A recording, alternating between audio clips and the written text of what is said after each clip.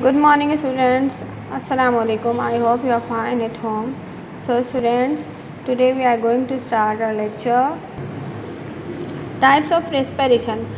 In previous class we have studied about respiration. आपको class में respiration के बारे में पढ़ा दिया गया था. अब ऑनलाइन क्लास में आपको types of respiration पढ़ाई जा रही है. So students, there are two types of respiration. Number one is anaerobic respiration or fermentation, and number two is aerobic respiration. So students, anaerobic respiration firstly हम पढ़ेंगे. तो सबसे पहले हम इसकी मीनिंग जान लेते हैं. एन मीन्स होता है नोट या नहीं, यानी ऐसी रेस्पायरेशन जिसमें ऑक्सीजन की नीड ना हो उसे एनारोबिक रेस्पायरेशन कहते हैं. दोबारा सुन लीजिए, ऐसी रेस्पायरेशन जिसमें ऑक्सीजन की नीड ना हो उसे एनारोबिक रेस्पायरेशन कहते हैं, जो कि ज़्यादातर फर्मेंटेशन के प्रोसेस में यूज़ किया जाता है. अब आपको फर्मेंटेशन का प्रोसेस क्या होता है. फर्मेंटेशन के प्रोसेस में बैक्टीरिया के ज़रिए दूसरे केमिकल रिएक्शन करवाए जाते हैं और उससे दूसरी चीज़ें बनाई जाती हैं. अब वो बैक्टीरिया एनारोबिक रेस्पायरेशन के थ्रू ये सब काम कर रहे होते हैं, यानी in the absence of oxygen. So in the absence of oxygen the bacterias are doing their work. सबसे पहले यहाँ पर एल्कोहलिक फर्मेंटेशन आपको एग्जांपल दी गई है. एल्कोहलिक फर्मेंटेशन के अंदर क्या होता है, bacteria and fungi respire aerobically.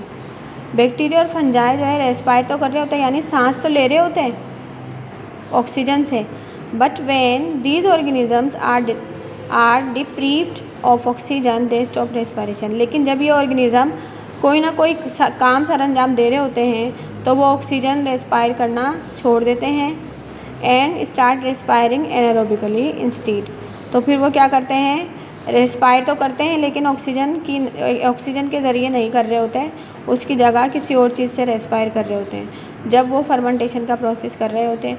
During this aerobic respiration they produce ethyl alcohol with carbon dioxide. और इस एनारोबिक रेस्पायरेशन में वो क्या प्रोड्यूस करते हैं, इथाइल एल्कोहल, और साथ साथ क्या प्रोड्यूस करते हैं, कार्बन डाइऑक्साइड.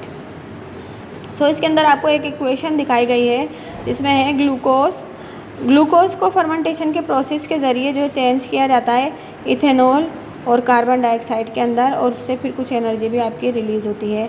तो आपको फार्मूले के ज़रिए भी बताया गया है. ग्लूकोज का फार्मूला है C6H12O6.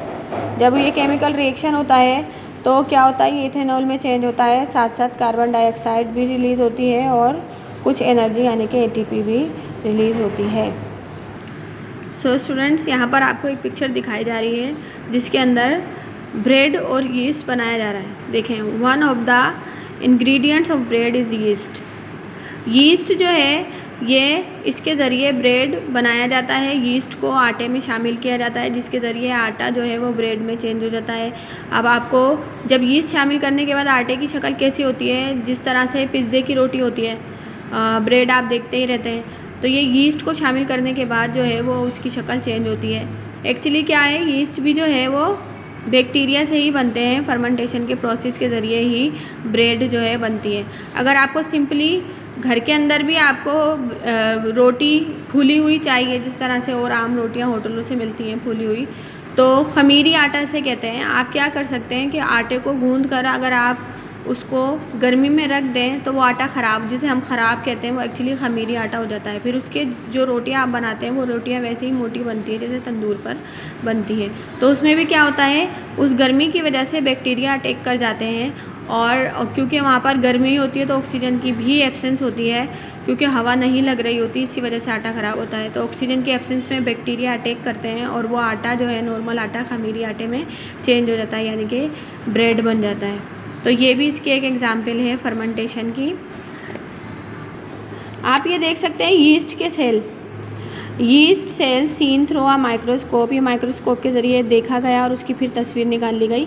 Yeast grow naturally on the skin of fruit. Yeast ज़्यादातर किस पे ग्रो करते हैं, फ्रूट की स्किन पर, such as apples and grapes, by feeding on sugar. The cells divide rapidly as they feed. जिस तरह सेल डिवाइड होता है ना, इस तरह से यीस्ट जो है अपनी जो है डिवीज़न करते रहते हैं, और जैसे जैसे उनको फूड मिलता है ये अपनी डिवीज़न करते चले जाते हैं. अब इसके अंदर है एसिडिक फर्मेंटेशन, एक और फर्मेंटेशन है जिसे एसिडिक फर्मेंटेशन कहते हैं। In animal when aerobic respiration is not enough to produce require energy they start aerobic respiration.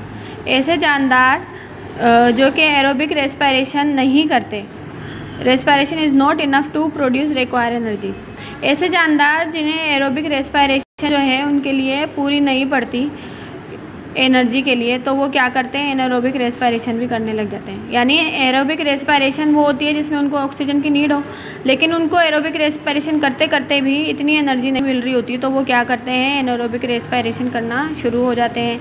During this process glucose break down into a substance called lactic acid. अब इस process में क्या होता है, glucose जो है लैक्टिक एसिड में change होता है और कुछ एनर्जी भी रिलीज़ होती है। ये देखें, ग्लूकोज चेंज हो रहा है लैक्टिक एसिड में और कुछ एनर्जी भी साथ साथ रिलीज़ हो रही है। ये था acidic fermentation. So what is the importance of respiration. Anaerobic की क्या इंपॉर्टेंस है। सबसे पहले तो एनारोबिक के प्रोसेस के ज़रिए जो है हमारा फर्मेंटेशन का प्रोसेस होता है। फर्मेंटेशन का प्रोसेस वो प्रोसेस होता है जिसमें बैक्टीरिया के ज़रिए नए नए प्रोडक्ट्स बनाए जाते हैं इन the absence of oxygen.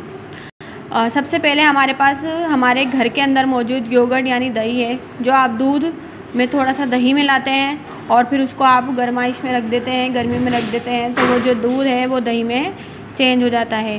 First process ये। दूसरा आपका खमीरी आटा, जो मैंने आपको अभी एग्जांपल बताई थी। तो इस तरह से कई चीज़ें जो हैं वो आपकी बनती हैं एनारोबिक रेस्पिरेशन के थ्रू। इसमें anaerobic respiration also produce ethyl alcohol. इसके अलावा फर्मेंटेशन के प्रोसेस के ज़रिए शुगर को चेंज किया जाता है एल्कोहल में। एल्कोहल हमारी दवाइयों में बहुत ज़्यादा काम आते हैं। ऐसी टैबलेट्स जिसको खाने के बाद नींद आती है, यानी एलर्जिक की टैबलेट्स होती है, बीपी की टैबलेट्स होती है, ऐसी कई टैबलेट्स होती हैं जिसे खाने के बाद आपको नींद आती है, तो उसमें एल्कोहल शामिल होता है। तो anaerobic respiration also produce ethyl alcohol. This process is commercially utilise by making alcoholic products like beer, wines and other beverage. अब बियर, वाइन्स भी बनाई जाती हैं, यानी कि शराब और दूसरी ड्रिंक्स भी बनाई जाती हैं, लेकिन इसके अलावा अल्कोहल जो है ज़्यादातर दवाइयों में यूज़ किया जाता है।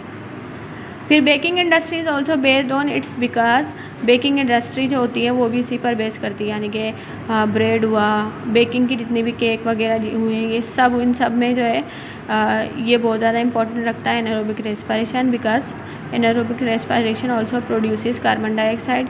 इस रेस्पिरेशन में कार्बन डाइऑक्साइड प्रोड्यूस होता है which gives fluffy and soft shape to cakes, जो कि केक को क्या करता है, फ्लफ़ी और सॉफ्ट शेप देता है। नरम नरम सा सॉफ्ट से जो केक होते हैं वो just because of carbon dioxide होते हैं, ठीक है, और ये सब एनारोबिक रेस्पिरेशन के थ्रू होते हैं। And bread also break down of starch into complex sugar. Bread भी जो है इस प्रोसेस में एनारोबिक रेस्पिरेशन के थ्रू ब्रेड ब्रेक डाउन होती है, स्टार्च के अंदर कॉम्प्लेक्स शुगर बन जाती है to form bread and pizza. जो कि ब्रेड और पिज़्ज़ा की रोटी आपने खाई है, पिज़्ज़ा भी कैसा होता है, फूला फूला सा होता है। हालांकि हमारे नॉर्मल आटे के अंदर सिर्फ यीस्ट को मिलाया जाता है, जिसके थ्रू वो इतनी मोटी रोटी बनती है और इतनी नरम और सॉफ्ट बनती है। तो ये थी इम्पोर्टेंस ऑफ एनारोबिक रेस्पिरेशन। हमारे आज के दौर में तो बेकिंग का प्रोडक्ट्स इतने ज़्यादा बनाए जाते हैं और इतने ज़्यादा घर में भी बना रहे हैं और बाहर से भी आप ख़रीद रहे हैं, जैसे केक हुए, ब्रेड हुए, पिज़्ज़ा हुए और शारमा हुआ। शारमा की रोटी भी जो है वो पिज़्ज़ा जैसी होती है। तो ये सब बहुत ज़्यादा इम्पोर्टेंट रखते हैं हमारी लाइफ में। वक्त के साथ साथ एनारोबिक रेस्पिरेशन की इम्पोर्टेंस जो है वो बढ़ती चली जा रही है। तो ये था आज का लेक्चर। अगर आपको कोई बात समझ नहीं आई हो तो आप सवाल भी कर सकते हैं ग्रुप के अंदर। Thank you so much.